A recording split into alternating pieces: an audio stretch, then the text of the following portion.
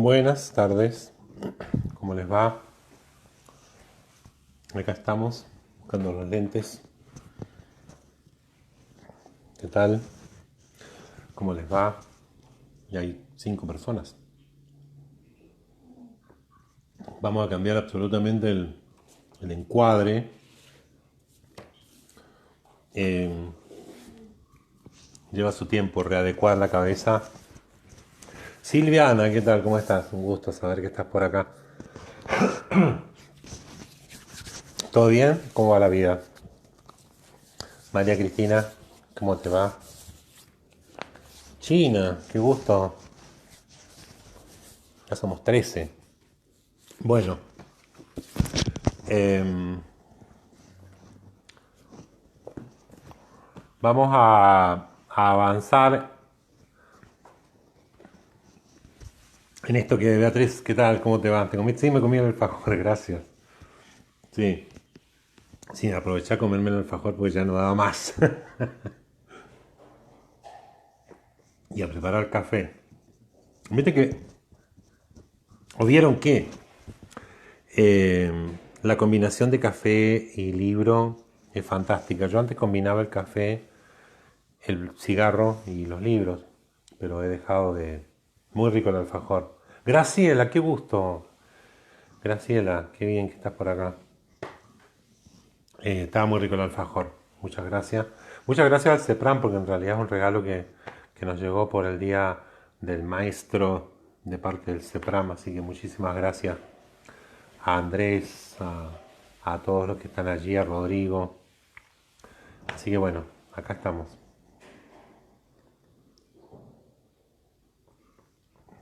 Cafecito mediante. No, antes yo sumaba al café el pucho. Pero bueno, he dejado de fumar hace un año ya. Y bueno, no voy a volver a fumar porque ya está, ya lo dejé. Aunque a veces me han dado ganas de volver a... Y Francisca Adriana, ¿qué tal? ¿Cómo te va? Buenas tardes.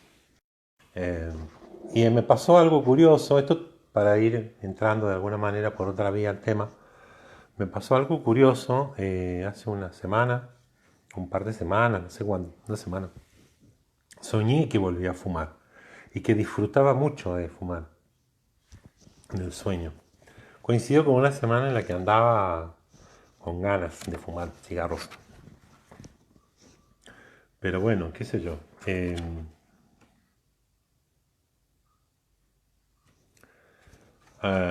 Frida von Reisman escribió también varias cosas. Hay algunas cosas que se consiguen. Yo en algún momento conseguí esto. eh, Ustedes lo ven al revés. Se llama Psicoterapia Intensiva en la Esquizofrenia y en los Maníacos Depresivos. Editorial Lumen, Ormé. Y es del año, es una editorial que ya casi no existe, creo, de Buenos Aires. Y este libro se publicó en el año, la cuarta edición es del 94. Esto casi no recuerdo cómo lo encontré, pero eh,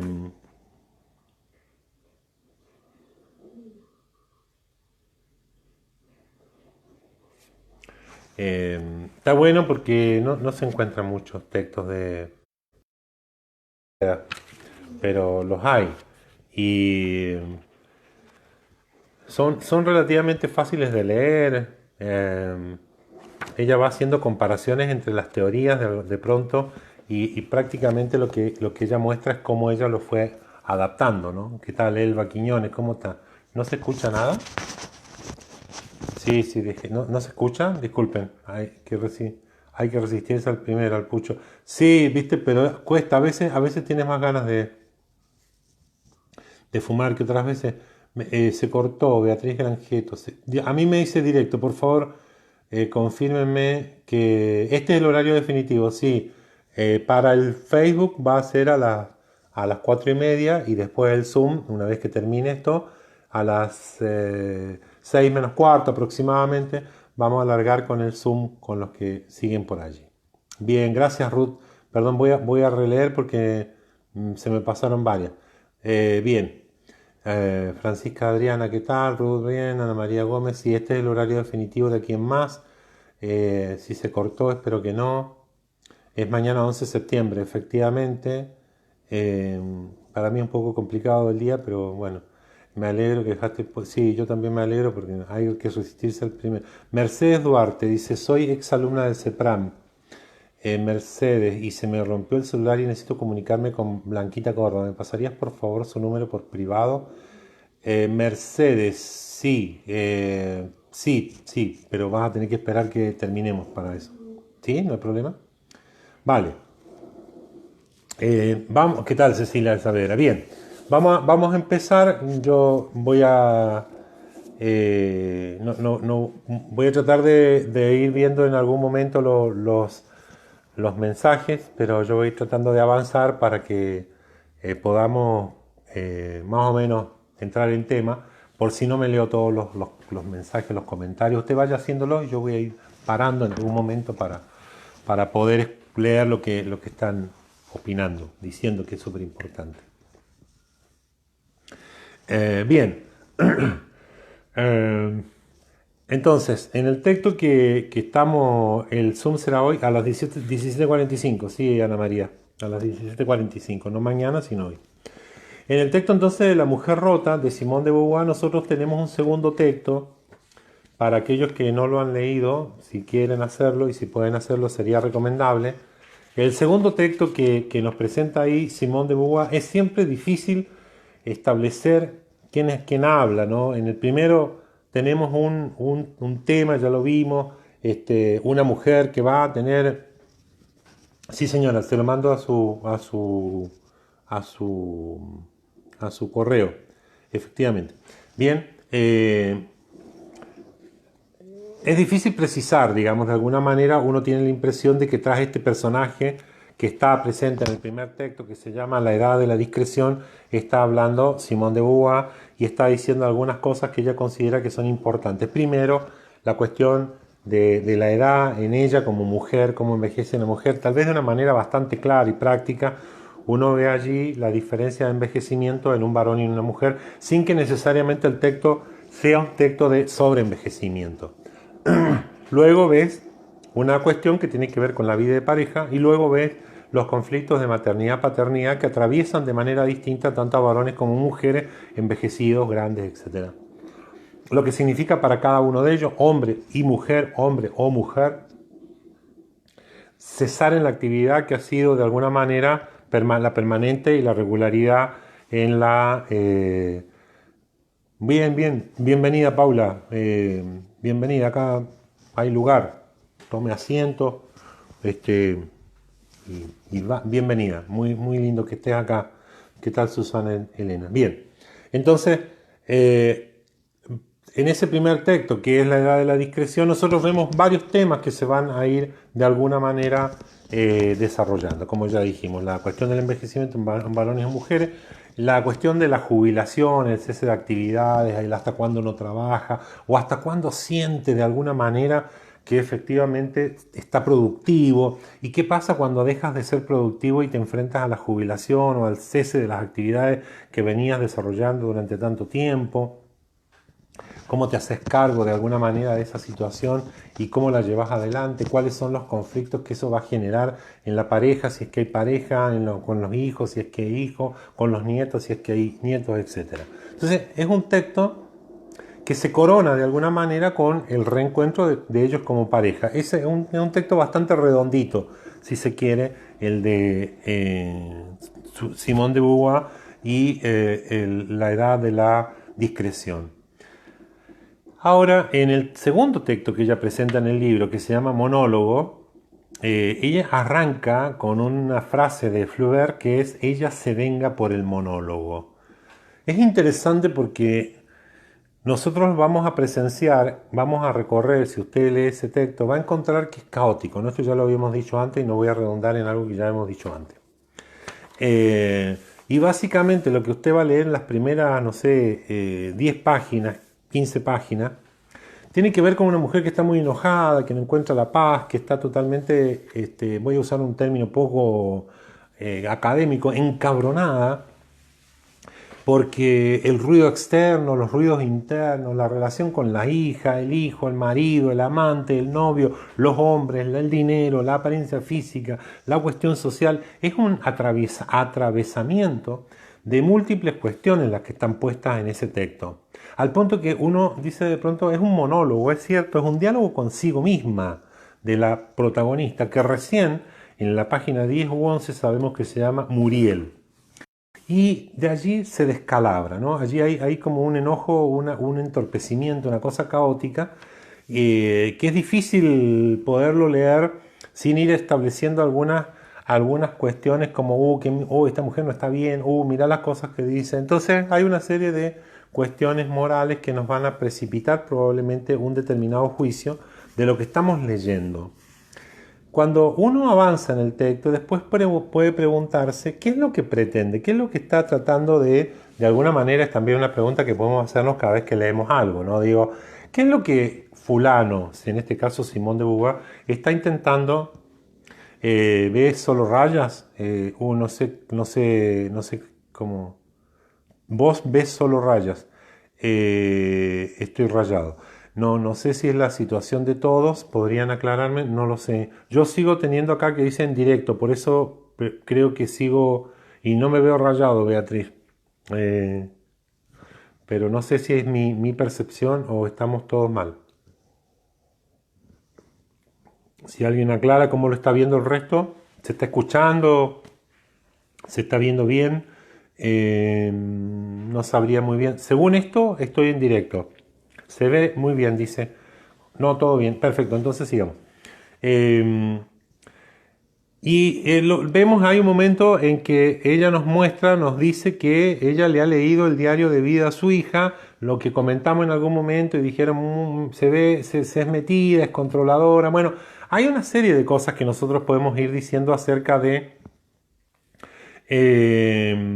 esta mujer que nos va a hablar. De ella también vamos a ver en el texto que hace alusión no solo a su edad, hace alusión a su condición de mujer, hace alusión a su estado civil, hace alusión a que ha terminado una relación, hace alusión a su maternidad. En las 10 primeras páginas hay un torbellino, es un torrente de cosas que permanentemente esta mujer está diciendo en este soliloquio, que uno dice, ¿qué le pasa? ¿Por dónde hay que agarrar esto? ¿Bien? Y no tenemos por dónde. De repente uno dice, bueno, está ebria, se chupó, está sola, está todo es junto, es un caos, de alguna manera. No sé si les ocurrió a ustedes cuando leyeron el texto. Hasta que de pronto nos encontramos con que nos dice claramente qué ha ocurrido en su vida. No lo único, pero sí ha ocurrido algo que va a condicionar de todas las formas posibles lo que ella estaba viviendo, la percepción que tiene de sí misma y lo que piensa hacia el futuro. Es la muerte de su hija, ¿no? Eso nos lo va a decir, no nos entrega mayores detalles, salvo tal vez que se trata de un suicidio. Hay bastantes pistas como para pensar eso, sin que sea concluyente. Es la muerte de su hija. Eso la ha atravesado absolutamente, la atraviesa absolutamente,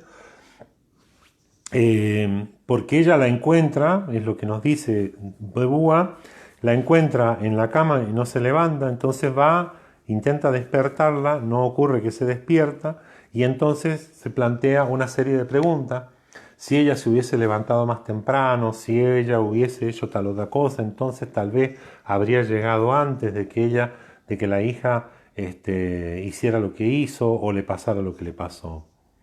Y ahí uno empieza a entender, de alguna manera, no todo, pero empieza a entender algo de todo ese caos que es Muriel, ¿no? Empieza a entender algo de todo ese drama que está puesto allí. Pero ponga atención porque no es solo eso lo que le ha generado todo ese caos. Hay varias cosas, hay varios ítems, por decirlo de una manera poco ortodoxa, lo que hace que Muriel esté pasando por un momento trágico en algún sentido, ¿no? No solo es la muerte de esta hija, sino también lo que ella percibía como maternidad en sí misma, cómo fue también, de alguna forma, la relación que ella tuvo con su madre, que no es precisamente de lo más positivo, de lo más terrible, es terrible, eh, y vuelve sobre ella, no tanto es así que uno podría decir que si bien es cierto, la muerte de esta hija es un evento en su vida que marca trágicamente el desarrollo de lo que es el desamor de su madre, sí, efectivamente María, de eso es de lo que está hablando, ¿no?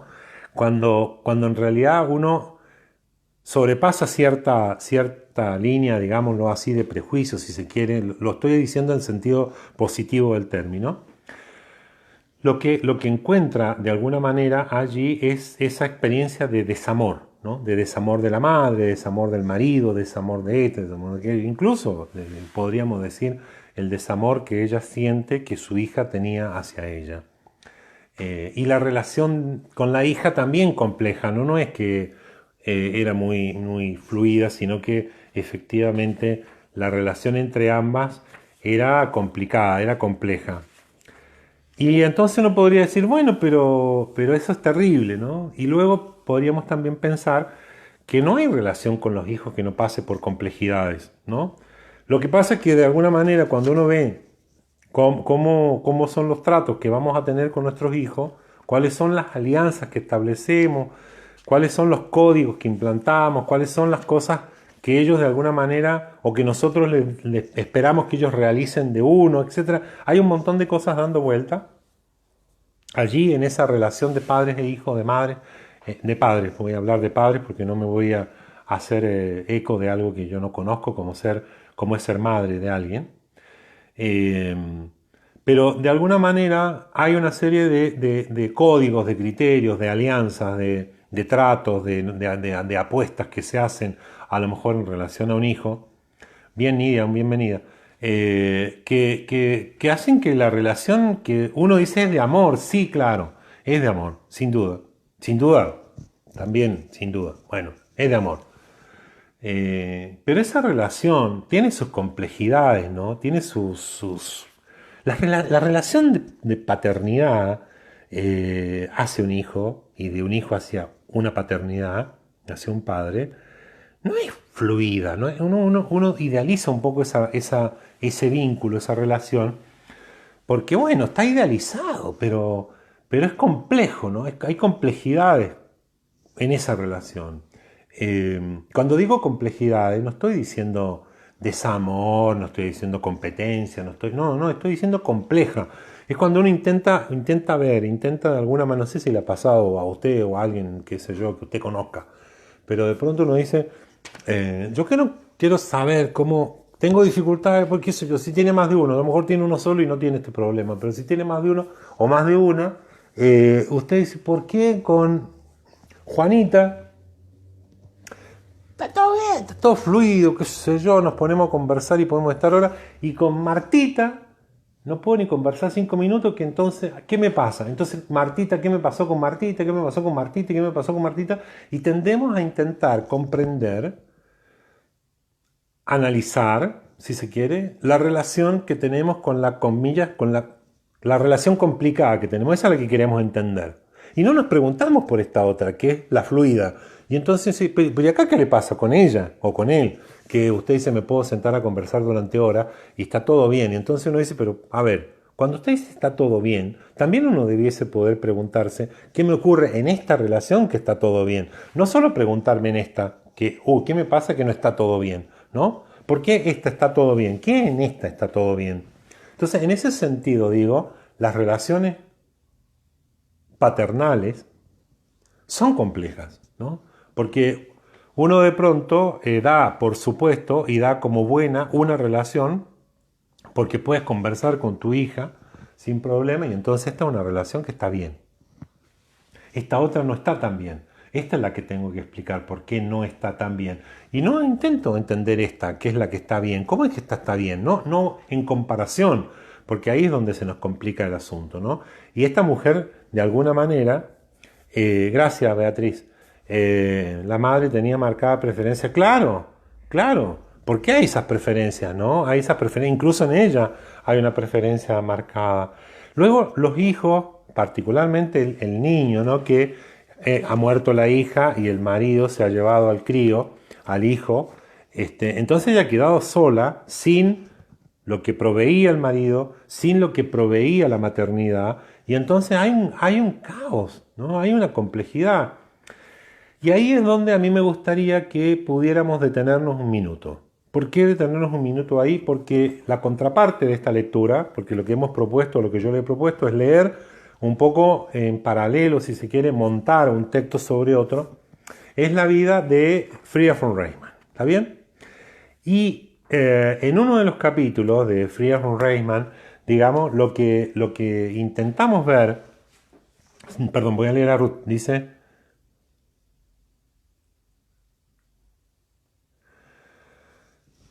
Sí, no es fácil. Por eso digo, son complejas las situaciones cuando uno intenta sí. Si intentas comprender una relación con tu propio hijo, con tu propia hija, es complejo porque depende del momento en que nació, de la situación que estaba, del momento de la pareja, del momento del país, del momento del mundo, del momento del momento.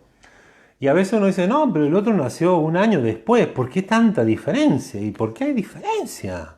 Y entonces me parece que cuando uno intenta comprender esto es difícil, y más aún es difícil cuando uno intenta comprender otra historia. Y acá nosotros estamos en un punto en el cual intentamos comprender otra historia. La historia de Muriel y de la hija Sylvie que muere. Eh, y tiene su complicación. ¿En qué nos ayuda Frieda von Reichmann? Yo creo que básicamente en dos cuestiones. Una, yo cuando comencé a leer el texto de Simón, cuando empecé a leer el monólogo, primero me llamó la atención la cita de Flaubert, ella se venga en un monólogo, porque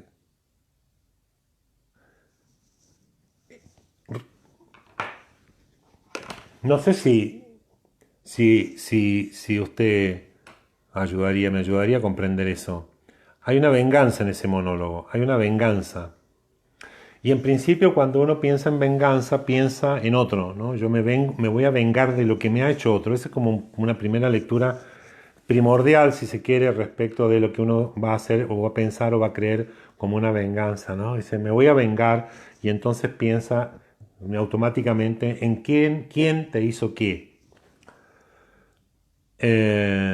Y acá está raro, porque uno podría pensar que es respecto de su madre, que Mariel o Muriel está intentando vengarse de su madre, que en un momento deja entrever que la madre de ella y el marido de ella han tenido un affair. Luego uno podría pensar que ella intenta vengarse de Albert, el padre de su hija que ha muerto, y del nene que él se ha llevado. Luego uno podría pensar que ella intenta vengarse del mundo, ¿no? De París, de los ruidos, de las amistades que ya no le dan bola. Pero el monólogo tiene una característica, y que creo que no hay que pasarla por alto. El monólogo es un diálogo consigo mismo, ¿no? Por lo tanto, uno podría pensar que ese monólogo es un intento de vengarse de sí misma, ¿no? Un acto de venganza de sí mismo, de sí misma. Y se puede ver porque es circular, ¿no? No hay forma, no se sale de eso terrible que es el acto de venganza contra sí mismo. El acto de venganza es porque de alguna manera, en el fondo de su diálogo, de su monólogo, ella está pensando que ha hecho algo contra sí y contra los demás. Entonces el acto de monólogo, este soliloquio, esta cosa mental de la cual no sale ella, es un acto de venganza, uno podría pensarlo también así, respecto de sí misma. Porque se ha hecho algo terrible, se ha hecho a sí misma algo terrible, que es lo que va diciendo, ¿no?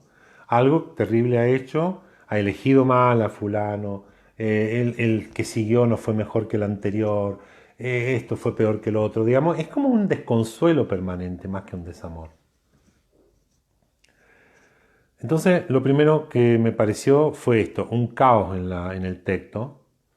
Eh, y cuando encontré la mención de la muerte de Sylvie, empecé a pensar en la cantidad de prejuicios, de interpretaciones que uno hace previo a conocer algo respecto del otro. Y allí encontré de alguna manera lo que Friedrich von Reichmann sostenía respecto de intentar escuchar el sufrimiento del otro sin hacer un juicio moral previo respecto de ese sufrimiento, ni respecto de la manera como ese otro vive el sufrimiento. Son dos cosas distintas. Uno podría hacer un juicio moral respecto del sufrimiento del otro en términos de, pero mira, no esto, ¿no? Por favor, diferenciemos, no esto que ha ocurrido, no es la muerte de un hijo.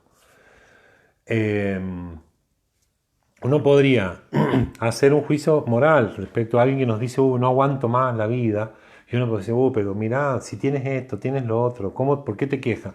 Y nosotros solemos hacer muchas veces ese tipo de juicios morales respecto de el sufrimiento del otro, del por qué alguien sufre algo. Pero sufrimientos son tan disímiles, tan dispares como personas hay en el mundo. Cada uno sufre por algo absolutamente distinto y la capacidad o no de soportar un sufrimiento está en directa relación con cada uno, con cada ser humano. Entonces no podríamos nosotros decir que hay una causa de sufrimiento que es más o menos importante que otra, y entonces no podríamos hacer un juicio de valor sobre lo que produce sufrimiento en alguien. La segunda cuestión sobre la cual hacemos muchas veces juicios morales es sobre la forma como alguien lo hace. Por ejemplo, pero no exagere, no es para tanto, se la pasa llorando, es un exagerado. Bien, y entonces de nuevo nosotros intentamos decir con eso que habría una forma, entre comillas, socialmente respetable o socialmente adaptada, como te guste, no es para abrir una discusión ahí, pero socialmente habría una forma de sufrir que sería adecuada, es decir, que si me pasa esto, lo adecuado es esto, si me pasa esto, lo adecuado es esto. Y allí me parece que también estamos ante una dificultad, porque las personas solemos manifestar las causas o nuestros sufrires de maneras absolutamente distintas. ¿Con qué tiene que ver? Y tiene que ver con los lugares donde crecimos, la educación que recibimos, la familia de pertenencia, la cultura, me refiero por cultura no al saber o a la universidad, me refiero al medio por el cual nosotros percibimos una serie de formas de representar, de expresar nuestros dolores, nuestras emociones, por nuestra propia historia personal, porque tenemos una historia, es decir, hemos ido a lo largo de los años viviendo de alguna manera, y eso nos ha ido dejando determinadas maneras que son a veces las que nos resultan más fáciles de implementar para explicitar nuestro sufrimiento. Entonces, es difícil muchas veces detenerse, leer el texto, que yo les recomiendo que si lo pueden hacer lo hagan. Es cierto que en un principio uno se encuentra con un texto caótico. Cuando usted se encuentra con el momento en que conocemos la muerte de Sylvie, la hija, o Christy, no me acuerdo, luego uno dice, sí, pero no es solo ese evento. Hay varios eventos, de alguna manera, que Simone de Beauvoir nos está mostrando, que desarticulan, que rompen. Porque lo que nos ha propuesto, o lo que nos está mostrando Simone de Beauvoir a través de sus textos, es cuáles son las situaciones que permiten pensar o que permiten percibir la rotura en una mujer. La rotura en el sentido emocional del término, la rotura en el sentido afectivo del término, ¿no? Las roturas. Y aparecen dos lazos entre el primer relato y el segundo, ¿no? La maternidad. En el primer relato lo que tenemos es a una mujer que sufre porque el hijo va a hacer algo que a ella no le gusta, ¿no? Hay un rompimiento, no se trata de que el hijo, ¿me entiende?, la rompió a la madre, no. Digo, ¿cuáles son las cosas que van a producir de algún momento, en algún sentido, roturas. Una es la maternidad, otra es la pareja, otra es el envejecimiento, otra es la cuestión del cuerpo, otra es la cuestión laboral y social y cómo nos adaptamos o no. Si, bueno, si es mujer, yo no tengo esa experiencia, no, la estoy mencionando. Alguien podría decirme, sí, para una mujer es doblemente difícil, y sí lo es, porque además no es que haya que ser mujer para darse cuenta. Los estudios muestran que las mujeres ganan menos dinero en tareas que son similares a los varones, que tienen menos posibilidades en algunos lugares de trabajo. Bueno, hay un montón de cuestiones que nos muestran esa irregularidad, esa desigualdad. Socialmente, digo, hay muchas cuestiones que lo que Simone de Beauvoir está intentando mostrar, me parece, a través de estos textos, que ha titulado La mujer rota, como un título que encierra por lo menos 3 relatos, es cuáles son las roturas, cuáles son, es como si de pronto usted recuerda, hay un texto de Freud muy lindo, no me acuerdo el título, que él dice que de alguna manera el psiquismo es como un cristal que se amalgama, que se junta, pero que luego se puede cortar, se puede romper por los mismos lugares donde se juntó. ¿A qué se refiere eso? Es cuando de pronto usted junta muchas cosas, hace una bola de algo, y la pegotea, y entonces la tira al suelo y se rompe. Lo primero que es por donde se rompe es por donde ya estaba roto antes, ¿no? Y entonces hay situaciones que van a facilitar esas roturas, o que las van a fortalecer, o que las van a disminuir. Y acá lo que tenemos en los dos textos de Simone de Beauvoir es las situaciones ante las cuales, si se quiere decir de otra manera, hay una fragilidad puesta del lado de la mujer, que sería la maternidad, el modo de vivir una pareja, la expectativa que se pone allí, que es distinta a la de un varón, estamos de acuerdo, pero más allá de la cuestión cultural, que a veces uno dice, bueno, los varones sus relaciones las ponen así, las mujeres las pintan así, y caemos en un estereotipo muchas veces. Me refiero a cuáles son las maneras de vivir esas situaciones que hacen que efectivamente se vulnerabilice o se fragilice la condición de mujer, agudizada por el envejecimiento en el primer caso, o por la autopercepción de envejecimiento en el segundo, ¿no? En este caso nos está hablando de la muerte de la hija, en el primero de un hijo que se abre del mundo materno para hacer algo que está más cercano a lo que su pareja quiere, ¿no? Entonces, de alguna manera, para entender también, cuando hablamos de rotura, cuando hablamos de rompimiento, cuando hablamos de esto, usted dice, ¿qué tiene que ver Simone de Beauvoir con Frida von Reichmann? Esto. Fíjese, Frida tiene una estructura familiar absolutamente distinta a cómo Simone nos pinta la estructura familiar de Mireille. Es absolutamente diferente. Ortodoxa, judía ortodoxa, con prácticas ancestrales, con una serie de ritos que fortalecen la dinámica familiar. La madre, que la misma Frida nos dice, era sumamente controladora, ¿no? Y con una suerte de competencia con la hija, porque la Clara, que así se llamaba la madre de Frida, consideraba que ella era mucho más capaz que su propia hija. Bueno, hay una serie de episodios, ahí lo vamos a ver después, que muestran esta tensión en la maternidad de Clara respecto a Frieda. Hay una tensión en Frieda, aun cuando ella no tuvo hijos. Hay una tensión en respecto a la maternidad, ¿no? Es como un imperativo social, si se quiere. Hoy día, qué sé yo, se casa una piba y uno le dice, bueno, ¿cuándo va a tener hijo? Y termina así como diciendo que está delirando, te tomaste algo. Imagínense hace 50, 60, 40, 30 años atrás, donde efectivamente tener hijos era una imposición para una mujer. Entonces, hay justamente situaciones en las cuales la condición de mujer se fragiliza.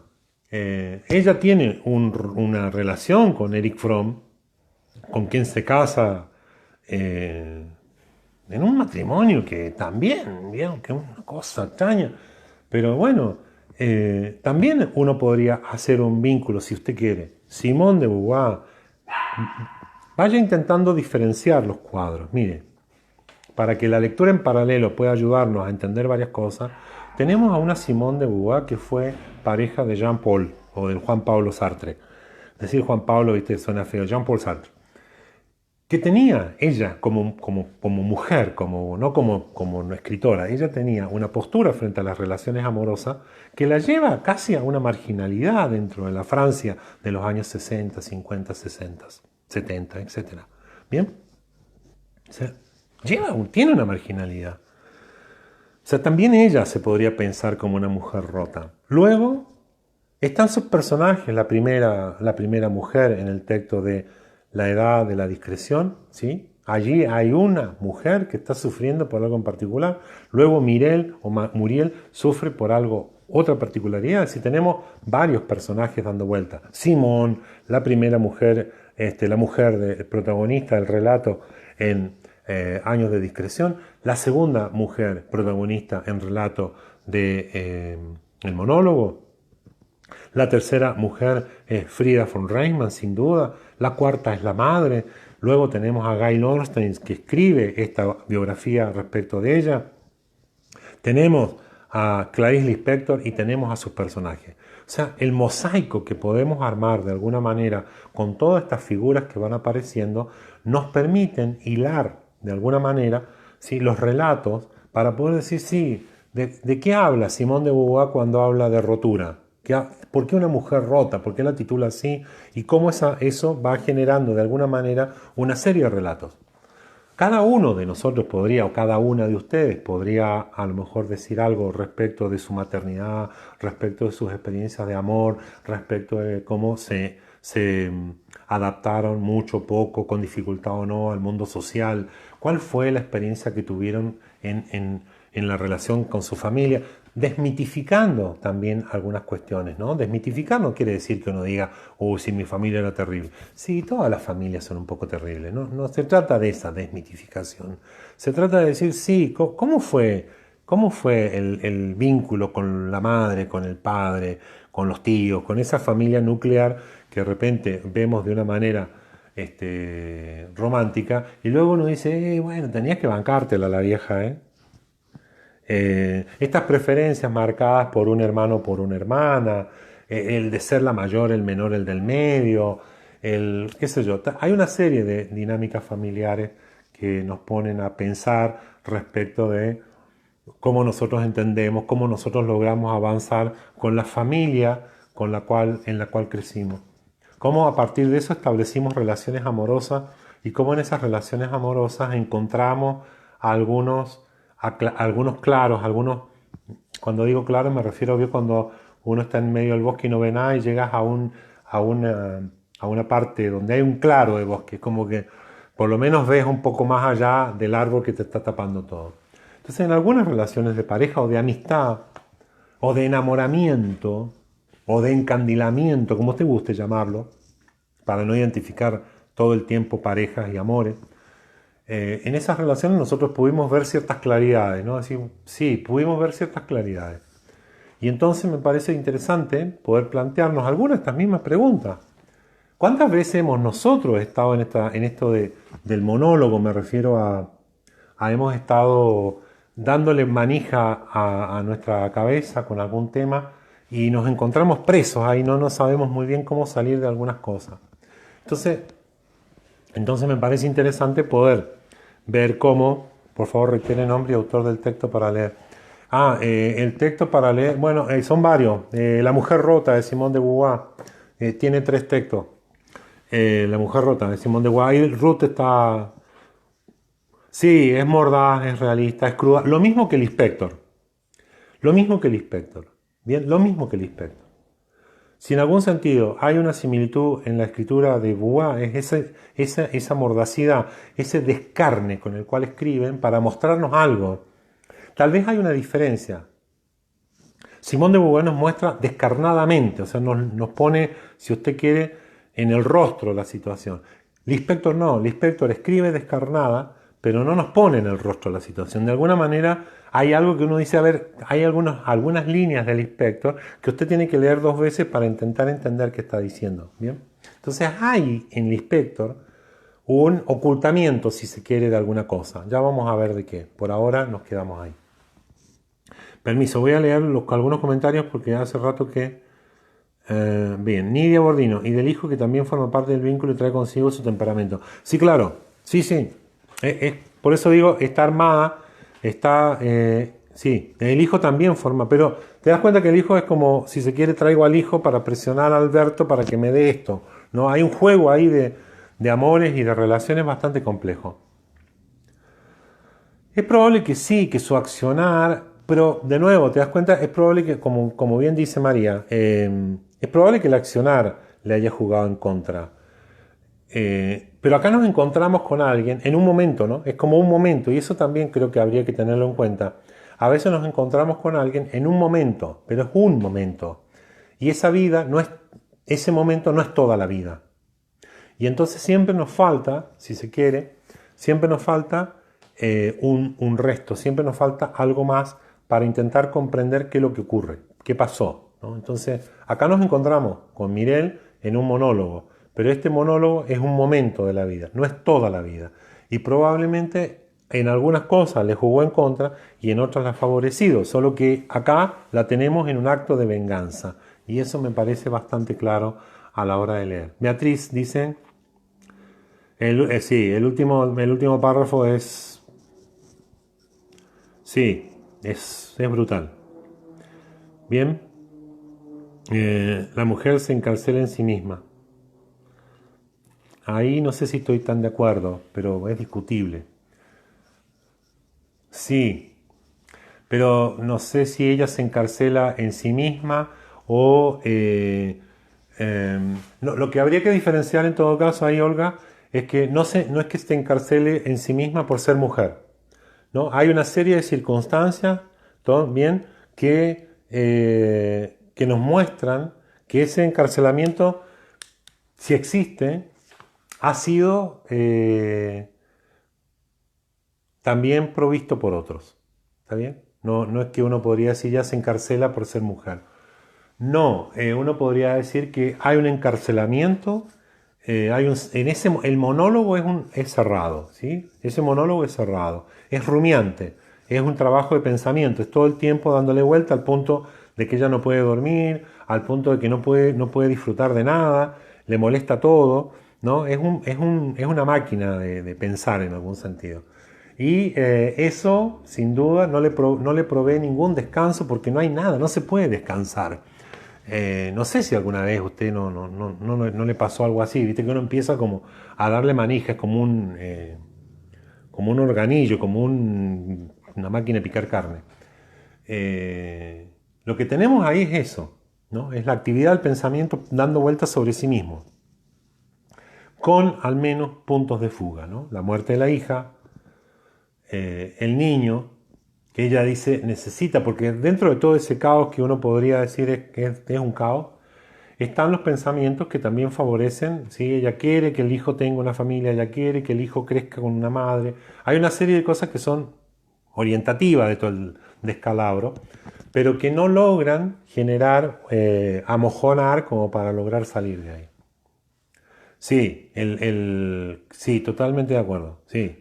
Ella está en un infierno, sí. Sí, la frase de Sartre también uno la tiene como remache, ¿no? El otro es mi infierno, o sea, sí, ella está en un. Sí, sí, es un infierno, estar allí es un infierno. Por eso, insisto que una de las cosas que nos permite Frida von Reisman es poder escuchar eso sin, ¿no? Es intentar entender ese sufrimiento sin hacer juicios morales respecto de si fue buena, si no fue buena. Son cosas que por allí se nos cuelan de pronto y nos dificultan esa lectura. Bien. Ruth Blanco, me pasearé con mi hijo y mi hija. Sí, sí señora, ese no es esta la venganza. Sí, yo creo que hay muchas puntas por donde leer esa venganza, pero hay ahí, me parece, una venganza de sí misma que es muy terrible, ¿no?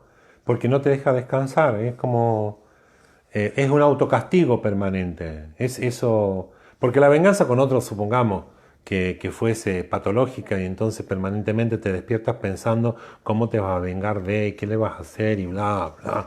Pero en algún momento, qué sé yo, así, bueno, ya está. No estás todo el día dándole bombo. Qué sé yo. Por ahí se te activa si lo ves pasar, si la ves pasar, ¿no? Si vives cerca, qué sé yo. Pero otra cosa es estar, que la venganza de sí mismo esté todo el tiempo habitándote. Entonces no tienes posibilidad de descanso.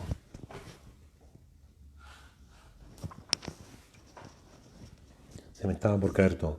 Bien, no hay tranquilidad, a eso me refiero. Y lo que tienes en algún sentido en ese relato, en ese monólogo, es eso, no hay tranquilidad, no hay paz.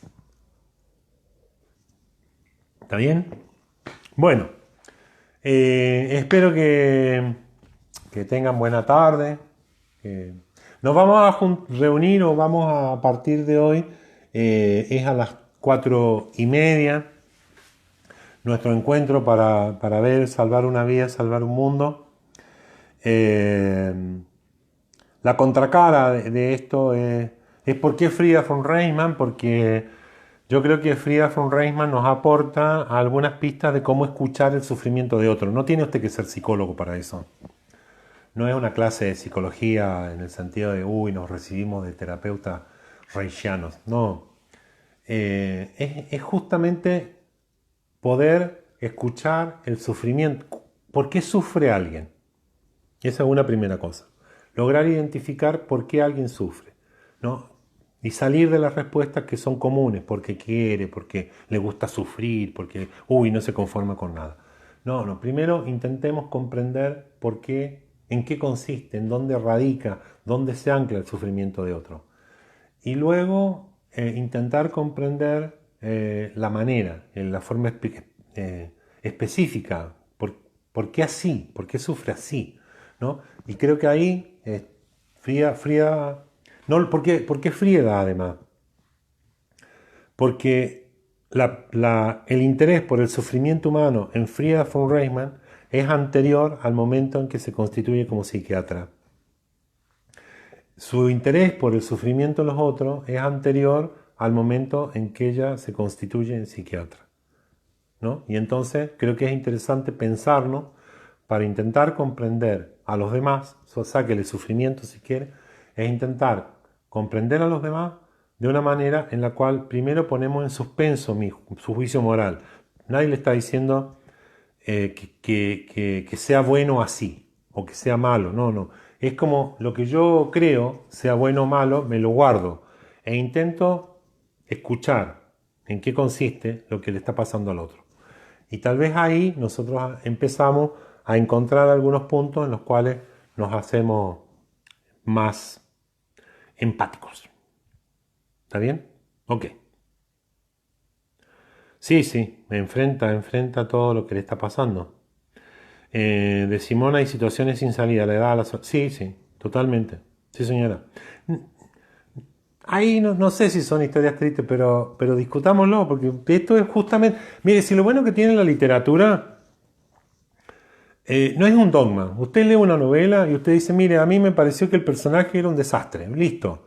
¿Por qué? Y por esto, mire aquello, qué sé yo creo. La literatura tiene una particularidad que es suscitar en nosotros una serie de imágenes, de percepciones, de juicios, de añoranzas, de recuerdos.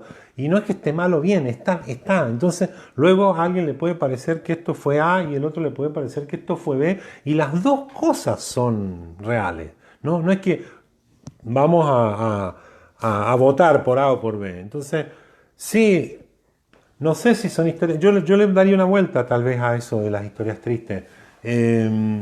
Hay algo allí en lo del Inspector que sí, que no es, viva la Pepa. Pero sí, me estaría ahí, habría que conversarlo, Olga, pero podría ser que sí, podría ser que no, qué sé yo. Pero también tiene que ver con cómo lo recibes tú, eso es. No nos hagamos un problema por eso. Bien, Nidia Bordino dice, me pregunto si Simón tan libertario habrá sentido y pasado por tanto dolor. Eh, es una buena pregunta, Nidia. Es una buena pregunta. Sí, señora. Anthony de Melo, un sujeto interesante de leer. Falleció ya, ¿no? Un jesuita interesante, el Anthony de Melo. Pero ahí tiene otro personaje, Anthony de Melo, que se fue de misionero a la India y el tipo hizo una, una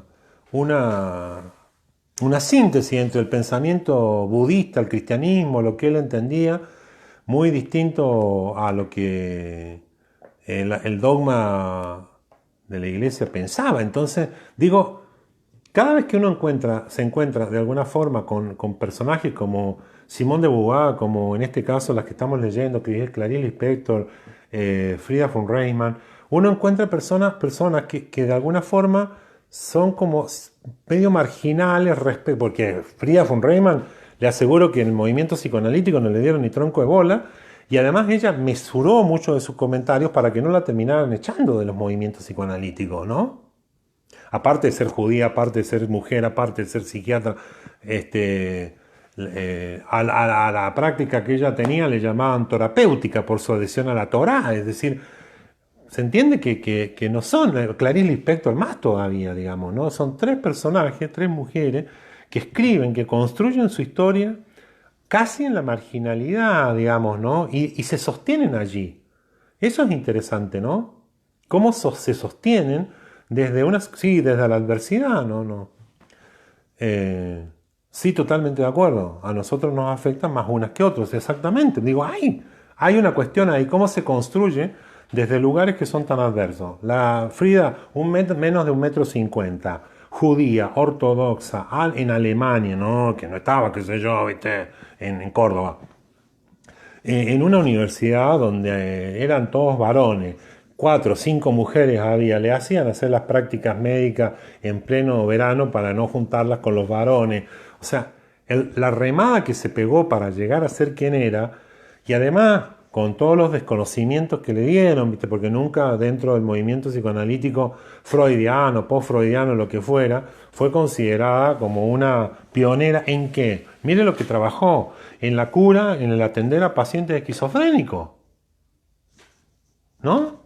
Entonces, no solo marginal con los marginales, porque además atender a un paciente esquizofrénico en una época en la cual la psiquiatría estaba intentando armar su cuerpo teórico. No es ahora, qué sé yo, que llega un esquizo, ¿viste? Y le mandan una batería farmacológica para dejarlo quieto. Ella intentaba comprender el delirio, ¿no? Eso me parece fantástico. Y cuando uno lee entonces que que Frida estaba particularmente sensibilizada por el sufrimiento, luego la ves en la práctica de su profesión y no es que hace otra cosa distinta. Eso me parece interesante. Bueno, eso a mí me parece interesante. Espero que usted también. En unos 15 minutos, son las 5:28, a las y 45, 15 minutos más, yo les envío a los que siguen el taller por Zoom para tomar allí el capítulo de La mujer y la judía de Frida von Reimann y algunas pistas más sobre Clarice Lispector. Espero que les sirva, que les guste.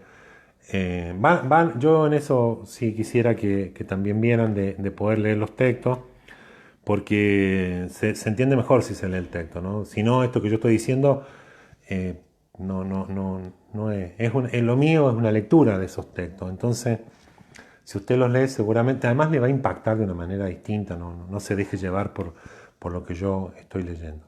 ¿Bien? Recién ahora, sí señora, exactamente. En Estados Unidos, fuera de Estados Unidos. Bien, perfecto. Nos vemos el próximo jueves.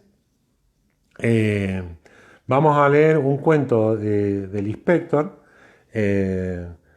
para que podamos acercarnos de alguna manera a quien era ella y avanzar en esta comprensión de lo que es la rotura, la fragilidad, la fractura, en la cual la grieta diría, pero tiene una lectura que a mí no me complace. Digo, la fractura sobre la cual las personalidades se van edificando, ¿no? La fractura. Siempre nuestras personalidades, lo que somos, se arman, se construyen sobre una fractura, sobre una falla geológica, sobre una cosa jodida, dispareja, rota, que nosotros, de alguna manera, a través de nuestra vida, vamos intentando emparchar, le vamos metiendo, viejo, cuando se rompe algo y uno no tiene la guita para arreglarlo, es un pedazo así de fractura y le vas metiendo algo para tapar, para que no te entre el viento.